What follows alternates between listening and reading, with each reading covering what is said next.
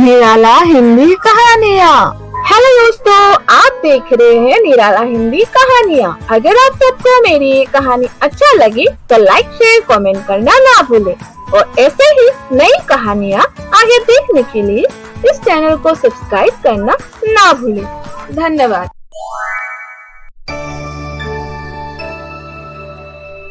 मैंने ऐसा कब कहा?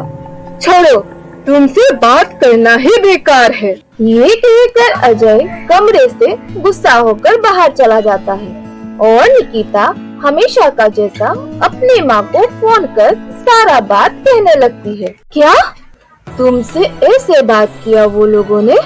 मेरी बेटी को नौकरानी समझ रखा है क्या वो लोगों ने? हाँ माँ, आज काम करने कह रहे थे, पता नहीं कल और क्या करने कहेंगे। क्या? तुझे काम करने की कोई जरूरत नहीं, वो कुछ भी कहे तुम बात को टाल देना। ठीक है माँ, आप चिंता मत करो, मैं भी कम नहीं हूँ जो मुझे कोई अपने इशारों पर चलाएगी।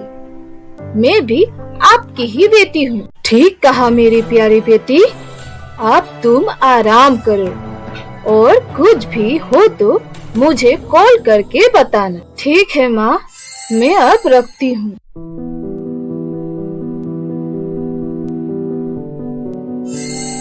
ये सब क्या कर रहे हैं माँ जी? अपने बेटी को ये सब सिखा रहे हैं। ऐसी तो निकिता कभी अपने ससुराल में खुश नहीं रह पाएगी, ना ही कोई वहाँ निकिता की वजह से खुश रह पाएगा। मुझे इसके बारे में विराट से बात करना पड़ेगा।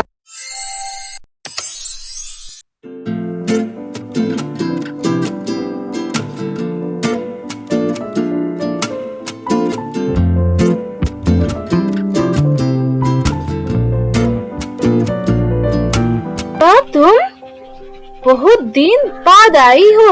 हाँ निर्मला, मुझे घर से बहू निकलने ही नहीं देती, बस आराम करने कहती है। मैं भी कितना आराम करूँ आखिर, इसलिए सोचा तुमसे मिलकर आ जाऊं। हाँ हाँ, ठीक किया, तुम लोग आए, मुझे भी बहुत अच्छा लगा। तुम्हारे घर में सब कैसे चल रहा है?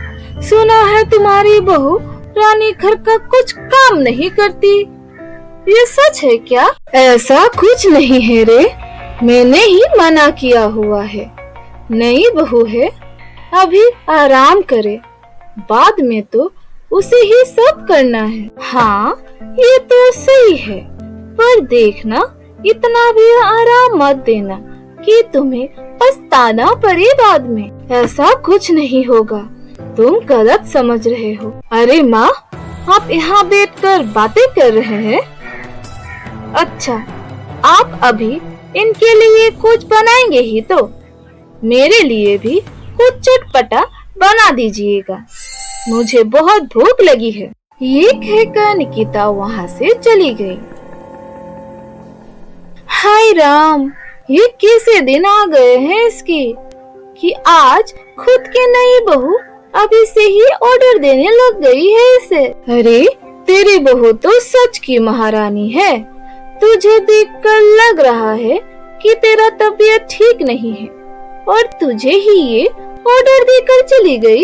अरे नहीं, उसे भूख लगी होगी इसीलिए कहा। ऐसे भी ये नहीं है यहाँ, अभी धीरे धीरे सब सीख जाएगी। तू ये गलत कर रही है, बहू को प्यार करना सही है, पर इतना नहीं कि वो तुम्हें अपना गुलाम समझने लगे और किसी का आगे सम्मान न करे। देख निर्मला, तेरी अच्छे के लिए ही कह रही हूँ, समय रहते सब ठीक कर ले, वरना बाद में पछताने का भी मौका नहीं मिलेगा। मेरे दोस्त, ये कहकर निर्मला के दोस्त तो चले गए, पर निर्मला सब सुनकर सोच में पड़ गई कि अगर सविता का कहा सच हो गया तो क्या होगा।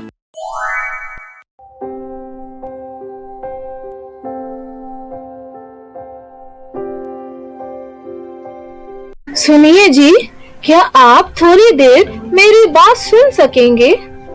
मुझे निकिता के बारे में आपसे कुछ बात करनी थी। हाँ कहो, क्या हुआ निकिता को? वो ठीक तो है ना? वो तो ठीक है, पर उसके घर वाले उसके हरकतों से परेशान हो रहे हैं। और तो और माँ जी भी निकिता के गलत काम में साथ दे रहे हैं। ऐसे तो वो कभी वहाँ किसी को खुश नहीं रख पाएगी। क्या?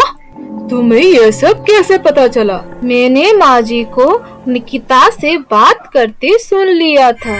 माँ जी ये भी कह रहे थे कि निकी वहाँ किसी की बात ना सुने, उसे जो ठीक लगे वो करे। मुझे तो बहुत चिंता हो रही है, पता नहीं वो वहाँ क्या कर रही होगी अब। क्या? ये तो माँ ने गलत किया।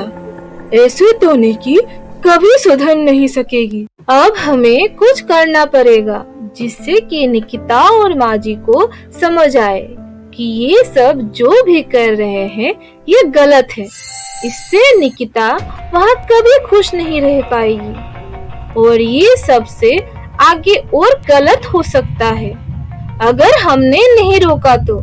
हाँ तुमने ठीक कहा। हेलो, आपसे कुछ जरूरी बात। तो दोस्तों, विराट ये किसको कॉल कर रहा है? आखिर ये दोनों ऐसा क्या करने वाले हैं? ये जानने के लिए हम फिर मिलेंगे कहानी के अगले भाग के साथ। तब तक के लिए धन्यवाद।